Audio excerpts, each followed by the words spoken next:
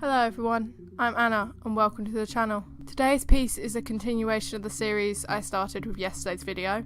It's the same girl, just in the next part of her story. I'm not too sure how these story series will be organised, whether they're chronological or just based on the same character. Since I haven't done many of them, I haven't really decided yet.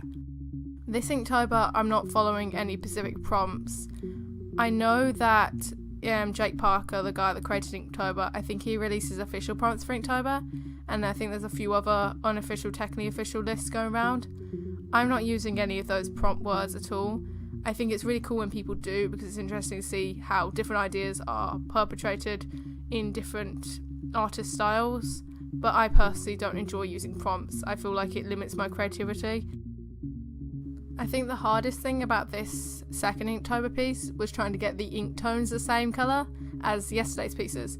I think my lightest ink was actually a lot darker than yesterday's, so her hair turned out a little darker.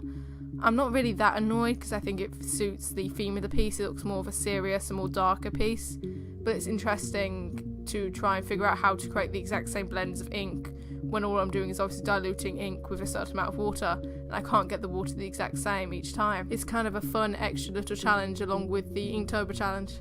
In comparison to yesterday's piece, I think this one has a lot more lines in it. Yesterday's piece was obviously the hair was the most line-ish bit, but I coloured her cape with a little bit of folds in too, so there's a bit of line detail there. I think I prefer yesterday's piece to today's piece, mainly because I didn't feel as creatively inspired today. It was kind of like a rainy day and I didn't really want to do much. But I'm still pleased with how this one turned out. I enjoyed using the really dark, greyish black. I used a lot more of it in this picture on the crown of her head and her armour. I really wanted to convey more of a darker tone, that's why her cape's coloured in with the medium colour, just to really bring out those darker pieces of the piece.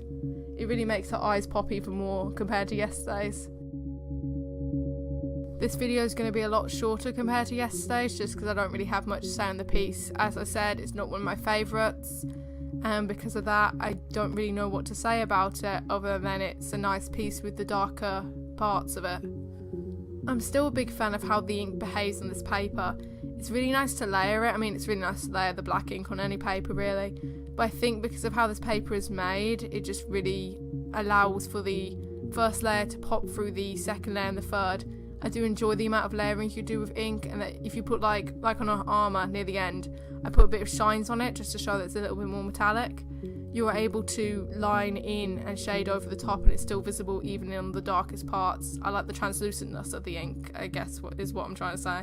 The ability to layer ink over each other really helps when you're shading, because it creates quite a natural, subdued type of shading.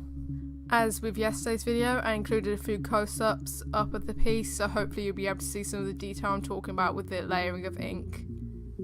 Anyway, I think I'll see you all in tomorrow's Inktober video. I have no idea what I'm drawing, but I'll be planning it later on. Probably why I'm editing this video actually. So I'll see you all then. Bye!